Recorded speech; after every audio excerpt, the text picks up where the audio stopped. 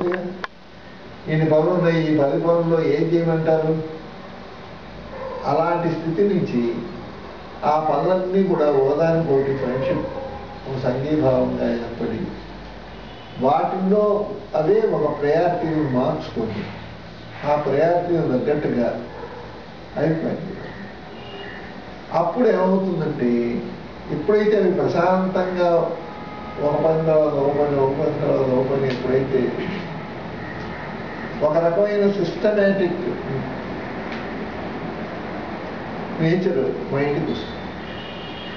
ఆ systematic nature వచ్చేటప్పటికి మైండ్కి ఏమవుతుందంటే అసలు ఒక రకమైనటువంటి ప్రశాంతత అనేటువంటిది ఏదైతే ఉందో, న్యాచురల్గా ప్రతివాడు పొందవలసినటువంటి ప్రశాంతత ఏదైతే ఉందో అది వాడు కొద్దిగా పొందడానికి గ్లింప్సెస్ ఆఫ్ ఫండమెంటల్ నేచర్ ఏదైతే ఉంటుందో ప్రతివాడికి ఆ గ్లింప్సెస్ ఆఫ్ ఫండమెంటల్ నేచర్ని వాడు పొందగలుగుతుంది. ఫండమెంటల్ నేచర్ ఏంటి? ప్రశాంతంగా ఉండడమే. ప్రతివాడి ఫండమెంటల్ నేచర్ యాజిటేట్ అవ్వడం కాదు, ప్రశాంతంగా ఉండడమే. అంటే ప్రతి చిన్న విషయానికి ఎక్సైట్ అయిపోవడం కానీ, ఎమోషనల్ తెచ్చుకోవడం కానీ,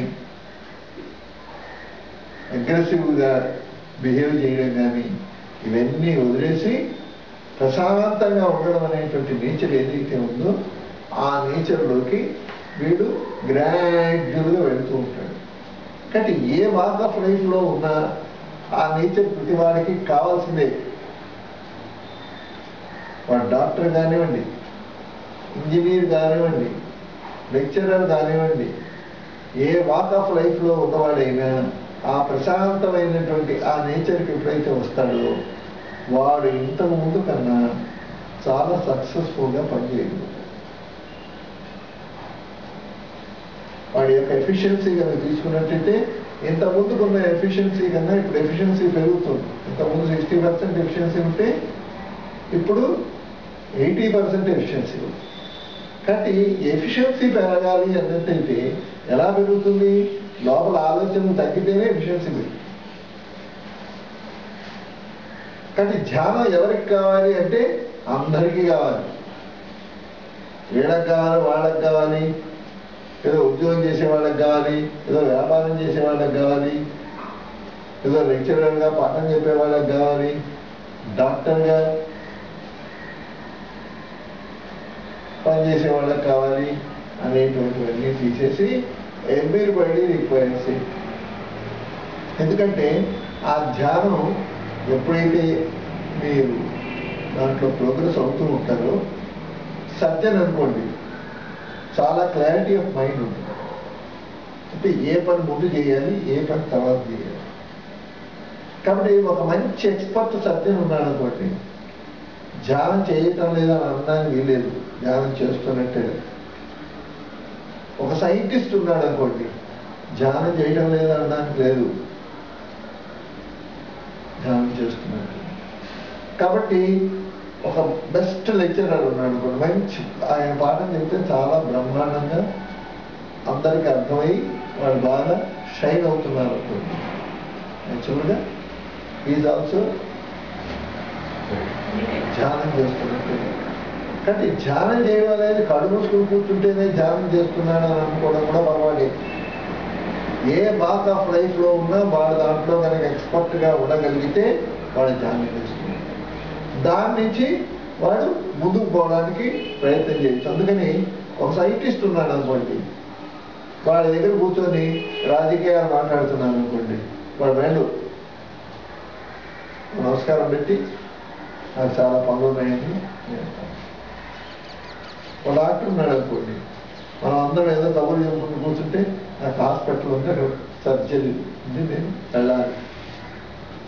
కానీ ఏ వాక్ ఆఫ్ లైఫ్లో ఉన్నా వాడి యొక్క ప్రైమరీ డ్యూటీస్ని వాడు మర్చిపోడు.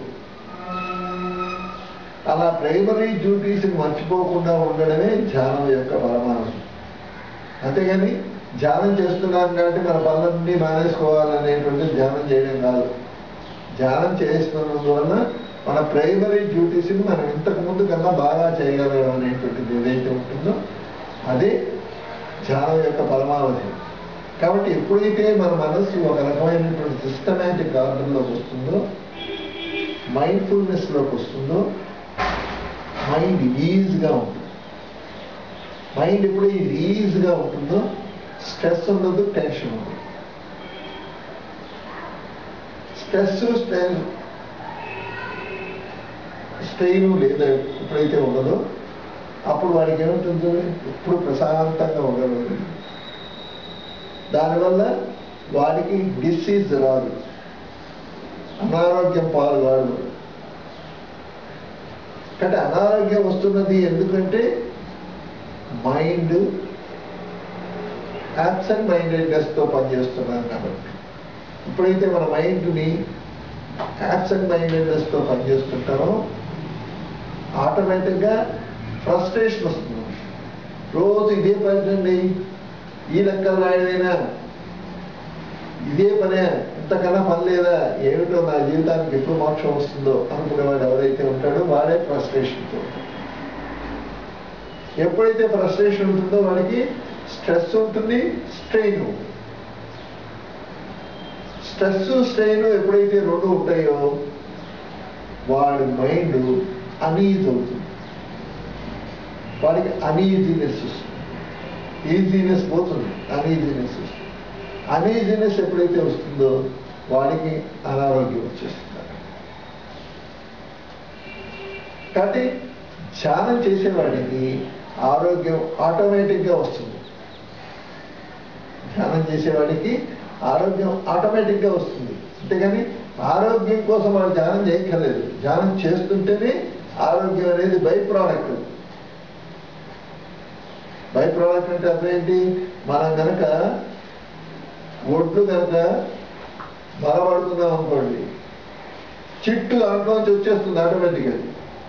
చిట్టు కోసం ఒడ్లు మరబెట్టడం ఎవరు కూడా, బియ్యం కోసం మరబెడతాం. కానీ చిట్టు ఖరీదు ఎక్కువ, బియ్యం ఖరీదు కన్నా. ఖరీదు ఎక్కువ కాబట్టి చిట్టు కోసం ఎవరు మరబెట్టం, పర్లేదు, బియ్యం కోసం మరబెట్టం. అలాగే మనం ధ్యానం అనేది చాలా పరమానం. దేంట్లో అయినా ఎఫిషియన్సీ రావాలన్నా ఏం చేయాలన్నా మనకి ధ్యానం అనేది చాలా పరమానం. ఈ ధ్యానంలో ఎప్పుడైతే మనం నిమగ్నమై ఉంటామో ఆటోమేటిక్గా మన ఆరోగ్యం బాగుండడం అనేది ఆటోమేటిక్గా జరిగిపోతుంది. దానికోసం మనం ప్రత్యేకంగా ప్రయత్నం చేయక్కర్లేదు.